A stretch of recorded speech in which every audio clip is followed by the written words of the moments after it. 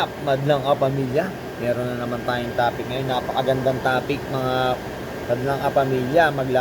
Tuturo ko sa inyo ngayon kung paano mag-upgrade ng RAM sa Lenovo L480 laptop, guys. Napakadali lang naman ito. Tuturo ko sa inyo. Magbabaklas tayo ngayon.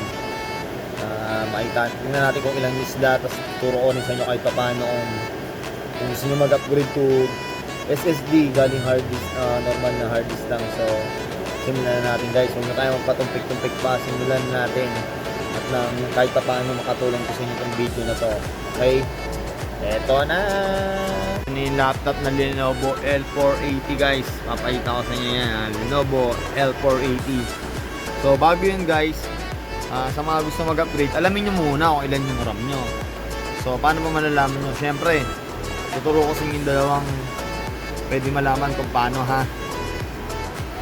Siyempre una, guys, sa Windows E, ito nyo lang yung ulitin natin, ha. Windows tapos E, so lalabas yan ng isang Explorer. So pagkatapos nyan, guys, punta kayo dito sa this PC, right click, properties. So dyan, ang laman nito makikita nyo, ito yung installed RAM. So may RAM tayo dito, 8GB ang nakalagay. So yan ang unang way. So ang pangalawang way, guys, punta kayo Windows R naman, yung run yun, guys. Shortcut lang naman ito tinuturo ko, Windows R. So dito sa Windows R, sa open, ito type nyo is dxdiag. dxdiag. So kahit no yes, kahit ano lang piliin nyo, lalabas dito sa dxdiag, guys. So system, display, sounds, input. So dito pa lang, simula pa lang makikita nyo na ito yung memory nyo, guys. 8,192 MB RAM.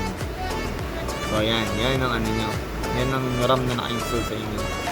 So guys, magbabaklas na tayo ngayon. Babaklasin natin tong laptop na to kasi nasa likod yung lagayan ng RAM. So wait lang, guys, ha.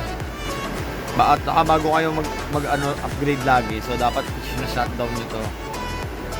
Shutdown muna natin yung laptop.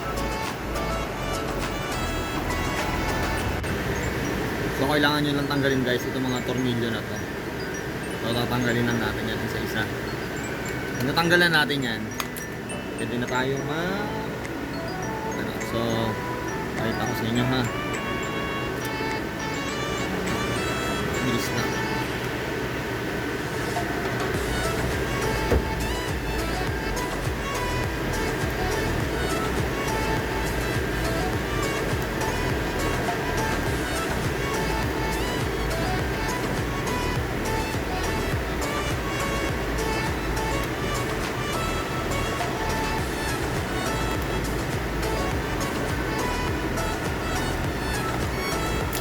So guys, saan nyo ba sisimulan baklasin? Diba ito yung laptop? Dito nyo sisimulan sa likod nito. Dito kayo magsisimula baklas. Diyan, ha? Ito muna, sa edge ng LCD. So iaangat muna natin to. So ito, guys, angat nyo lang to. Kahit kung ano kaya na siguro to. Ayan, ha? Diba? Madali lang. Tandahanin nyo lang. Guys, so pag medyo ayaw, guys, isabay nyo yung paghatak dito, tapos habang tinutornilyo nyo ulit.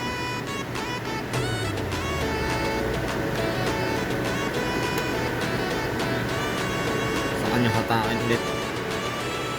Ayan, okay na, guys, ha? So ito na, bukas na dito na sa gilid. So ganun ulit, tornilyo nyo ulit. Ayan, tanggal na, oh. Tanggal na siya, kita nyo na, ha. So kung makikita nyo, guys, i-zoom in natin. Dalawa yung slot nya, oh. Dalawa. So ito yung isa. So nakita natin kanina 8GB. Tingnan natin kung 8GB nga. Makita nyo 8GB. 8GB RAM. So lagay natin.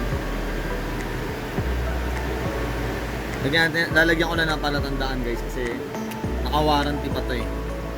So lalagyan ko palatandaan dito. Ay check na lang siguro dito. Ito yung laptop na, ito yung Original na RAM niya. Magdadagdag tayo ulit ng bagong RAM. So ikakabit ko muna to 8GB. So yan. Ito yung kakabit natin guys. So 8GB ulit to. Kita nyo 8GB RAM pa rin niya. Saan nyo ba nakikita? Nakita nyo ba ako nasan? So ito, nakasulat 8GB. So dito siya lalagay. Dalawang slot niya guys. So pwede ito kahit ano 32 gig na RAM. Magkabit kayo yung dalawang 16. Ayan guys. So tingnan natin kung gagana itong gagawin natin guys. So by the way pala guys, so ito yung lagayan ng ano. Pwede nyo ito palitan para maging SSD. So pwede kayo maglagay dito. Palitan nyo itong hard disk, ito yung SSD. Madali lang guys, tatanggalin nyo lang yan. So yan lang yung ano. Ganyan lang kadali, pero napakalaki ng battery ng Lenovo T480, ng Lenovo L480 yan. So guys, babalik na natin ha. Sana gumana guys, pag-try nyo. Napakadali lang. Hindi katulad ito ng mga laptop ng Lenovo X series, napakahirap magbaklas. So diin-diin nyo muna guys. Diin-diin nyo lang. Hindi naman nahulog yung tornilyo lang guys. Pansin nyo. Napakaganda. Mga design ni Lenovo ganyan. Like, bigla masisira syempre yung lalagyan ng casing. Nakatanggal talaga yung tornilyo.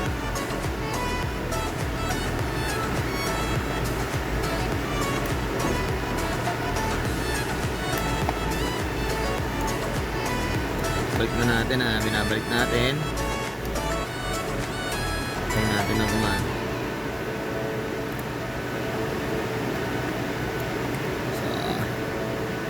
Sabayan nyo ako.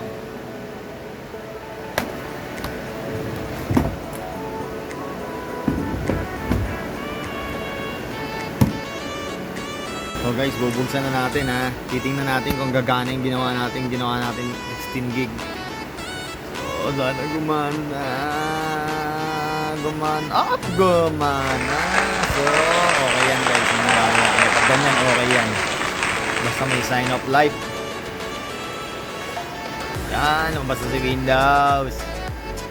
Check na lang natin kung 16 gig na siya ngayon. Uy! Shock guys, ang bilis. Kita nyo guys, ang bilis lang niya mag-boot. So napakaganda guys. Open ko lang, nag-Windows na agad. Ilang segundo pa lang yun oh. Uy! Napakabilis lang. Smooth na smooth guys. Nakita naman natin, ang bilis niya mag-boot.